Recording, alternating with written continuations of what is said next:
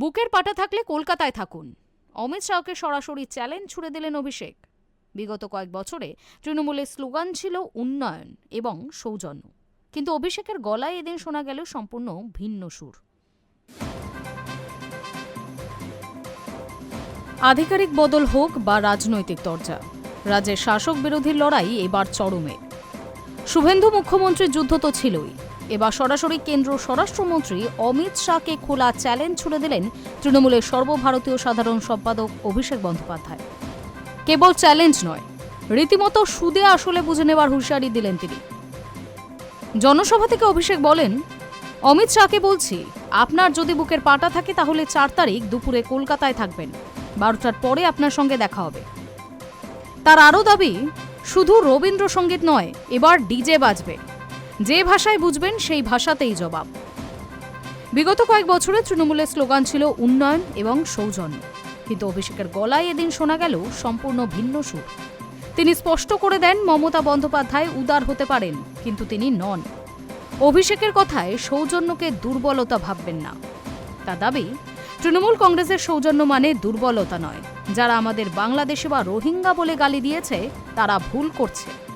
তিনি আরও বলেন, এবার আর শুধু রবীন্দ্রসঙ্গীত হবে না, যারা যে ভাষায় বোঝে অভিষেক বন্দ্যোপাধ্যায় সেই ভাষাতেই জবাব দিতে জানে। আমাদের ধমকানো চমকানো হচ্ছে, দেশের স্বরাষ্ট্রমন্ত্রী অমিত শাহ এসে বলছে 23 তারিখ তৃণমূলের লোকেরা বাড়ি থেকে বেরোবে না, নইলে সবাইকে জেলে ঢুকিয়ে দেবো। এখানে সংবাদ মাধ্যম আছে, আমি অমিত শাহকে বলবো, গুজরাটের কোনো গুন্ডা এসে বাঙালিকে ভয় দেখানোর মতো এখনো সৎসাহস ভারতের মাটিতে কারোর জন্ম হয়নি। আর আপনার যদি বুকের পাটা থাকে আর আপনি যদি বাপের বেটা হন, 4 তারিখ দুপুরে কলকাতায় আর বাংলায় থাকবেন, 12টার পর দেখা হবে অমিত শাহ, কথা দিয়ে যাচ্ছি। অভিষেক বলেন, পঞ্চায়েত ধরে ধরে তৈরি রয়েছে হিসাব। বিজেপি নেতাদের প্রতি চরম হুঁশিয়ারি দিয়ে অভিষেক বলেন, ব্লকে ব্লকে যারা সাধারণ মানুষের ওপর অত্যাচার করেছে তাদের কাউকেই ছেড়ে দেওয়া হবে না। তিনি আরও জানান, ইতিমধ্যেই একটি তালিকা তৈরি করে ফেলেছেন তিনি। কে কত বড় নেতা আমি তার তালিকা তৈরি করে রেখেছি পঞ্চায়েত ধরে ধরে, এবার সুদে আসলে হিসাব হবে। তিনি বলেন, দুপুর থেকেই ডিজে বাজবে। সাধারণত ফল প্রকাশের দিন সন্ধে পর্যন্ত উত্তেজনার পারদ চড়ে, কিন্তু অভিষেক বন্দ্যোপাধ্যায়ের দাবি, লড়াইয়ের ফলাফল স্পষ্ট হয়ে যাবে অনেক আগেই।